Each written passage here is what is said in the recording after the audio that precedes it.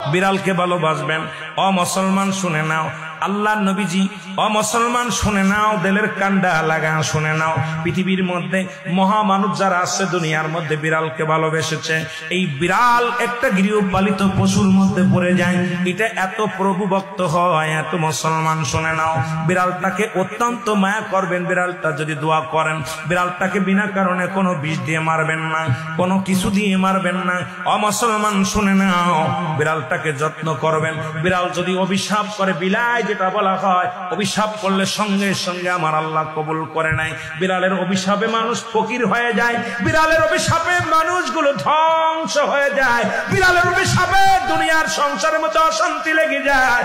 বিড়ালকে ভালোবাসলে, ও মুসলমান শুনে নেও, এই বিলাইকে ভালোবাসলে, বিলাই যদি দোয়া করে, বিলার দোয়ায় আল্লাহ দরবারে অনেক ফায়দা লুটতে পারবেন। জোরে জোরে চিল্লায় বলা যাবে না মারহাবা। এখানেও নবী বিড়ালকে ভালোবাসতেন। এখনো মক্কা মদিনা অসংখ্য বিড়াল আছে যারা মদিনায় গেছেন হজ করতেন। আমাদের সভাপতি সাহেবও গেছে।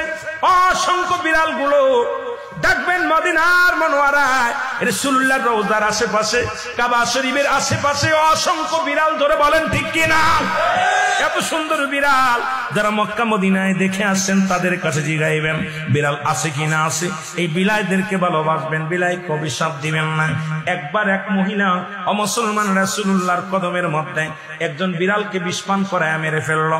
রাসূলুল্লাহ যখন সংসারের মধ্যে অশান্তি অমঙ্গল শুরু হলো, নবীর কদমে আসলেন, ইয়া রাসূলুল্লাহ, ইয়া হাবিবাল্লাহ, আমাদের অশান্তির কারণ কি? জিবরিল আমিন এসে বলে, ইয়া রাসূলুল্লাহ, ইয়া হাবিবাল্লাহ, উনি যে বিড়ালটাকে পালন করতেন, ওই বিড়ালটাকে অনেক কষ্ট দিয়ে মারছে, খানা দেয় নাই, ঘরের ভিতরে আটকায় রাখছে, নির্যাতন দিয়া মারছে। এত কষ্ট পেয়ে বিড়াল ছানাটা মারা গেছে। ওই বিড়ালটা বরদোয়া আল্লাহর দরবারে কবুল হয়ে গেছে। তওবা করছে, তওবা করার পর নবীজি নিজেই বলছে বিড়ালকে ভালোবাসো। আর নবীর সাহাবী আবু হুরায়রার কোসের মধ্যে একবার বিড়াল নবীজি আলোচনা করতেছিলেন সাহাবীদেরকে নিয়ে। বিড়াল ছানার পিতা আবু হুরায়রা, আল্লাহু আকবার বলেন না।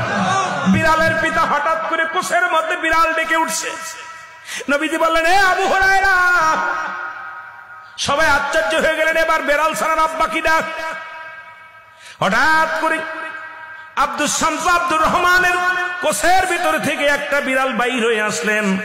নবীজি আবু হুরায়রা নাম দেয়া পর উনি বললেন, ইয়া রাসূলুল্লাহ, ইয়া হাবিবাল্লাহ, আজ থেকে আমার সমস্ত নাম আমি অফ করে দিলাম।